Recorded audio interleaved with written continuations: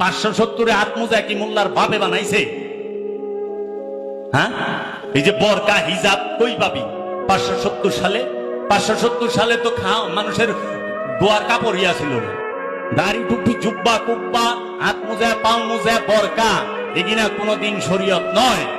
কারো বাপের বেটার ক্ষমতা নাই শরীয়ত প্রমাণ করা, কারণ হাত মোজার জন্মই হয় নাই মহানবী যখন আরবের বুকে আবির্ভাব করছে।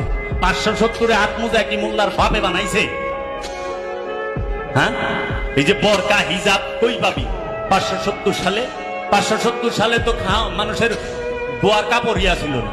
যারা কাপড় আবিষ্কার করছে গুগলে সার্চ দাও, বাইরে যেমন সারা পৃথিবীর মধ্যে সর্বপ্রথম কাপড় আবিষ্কার করে চীন। মুসলমানের শরীয়ত ঠিক রাখানোর লেগে চীনের কাপড় আবিষ্কার। কিরে কই পাইলি কিনা? পোশাক হচ্ছে লেবাস, পোশাককে আরবিতে বলা হয় লেবাস। শরীয়ত নয়। শরীয়ত কি জানো? শরীয়ত হচ্ছে রসুলের ইত্তেবা করা। শরীয়ত কি জানো? শরীয়ত হচ্ছে রসুলের কণ্ঠের উপরে উচ্চ স্বরে কথা না বলা। শরীয়ত হচ্ছে রসুলের ঘরে দস্তক না দেওয়া। শরীয়ত হচ্ছে রসুলকে সব সময় খাইতে লইতে উঠতে বসতে চলতে ফিরতে সব সময় অনুসরণ করা, অনুকরণ না।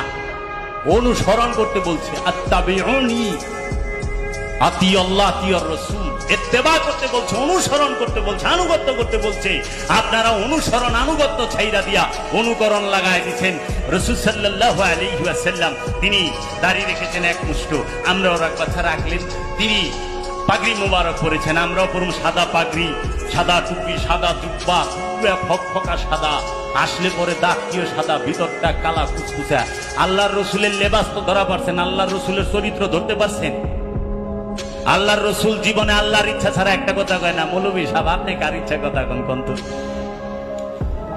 আল্লাহ গ্যারান্টি দিছে ওমা ইয়ানতিকু আনিল হাওয়া, আমার রাহমাতাল লিল আলামিন জীবনে নিজের ইচ্ছায় একটা কথা বলে নাই, বলে নাই। আল্লাহ যা বলাইছে ওই কথাই রাহমাতাল লিল আলামিন বলেছে।